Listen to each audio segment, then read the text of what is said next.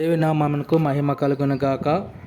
యొక్క ఉదయకాల సమయంలో మరొక మిషనరీ గురించి తెలుసుకొని దేవుని నామమును మహిమపరుచుకుందాం. ఆ యొక్క మిషనరీ యొక్క పేరు పాల్ ఓలాఫ్ బోర్డింగ్.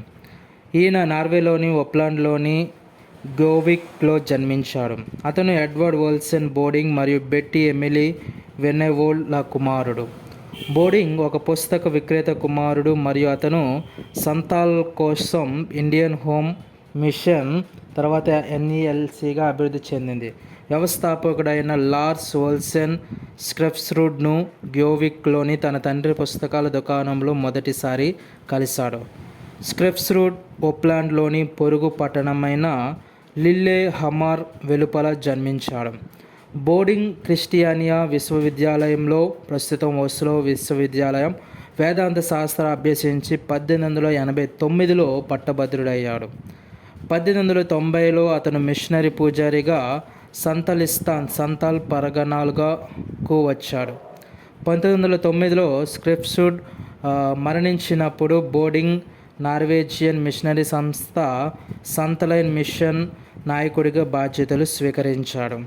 అతను 44 సంవత్సరాలు అనగా 1889 నుండి 1933 వరకు భారతదేశంలో సేవ చేశాడు మరియు ప్రధానంగా సంతాల్ పరిగణాల జిల్లాలోని దుమ్కా పట్టణం నుండి తన కార్యకలాపాలను నిర్వహించాడు.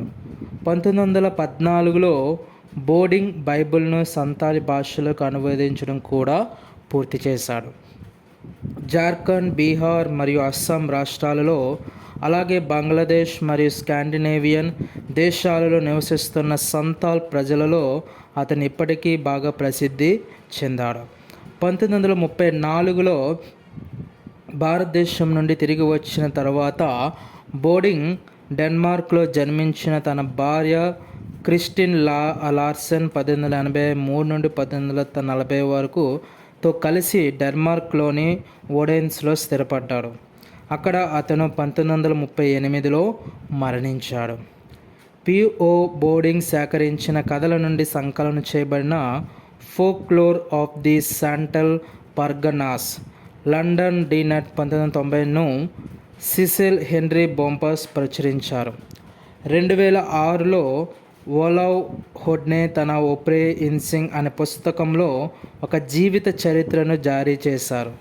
ఒప్లాండ్లోని గ్యోవిక్ చర్చ్ ముందు బోర్డింగ్కు ఒక స్మారక చిహ్నం కూడా ఉంది, వారు ఏర్పాటు చేశారు. ఈ విధంగా ఆయన మన భారతదేశానికి వచ్చి మన భారతదేశంలో జార్ఖండ్, బీహార్, అస్సాం, అలాగే బంగ్లాదేశ్ వంటి ప్రాంతాలు విశేషమైన కృషి సేవ పరిచర్యను ఆయన ఎంతగానో చేస్తున్నారు. ఆమెన్.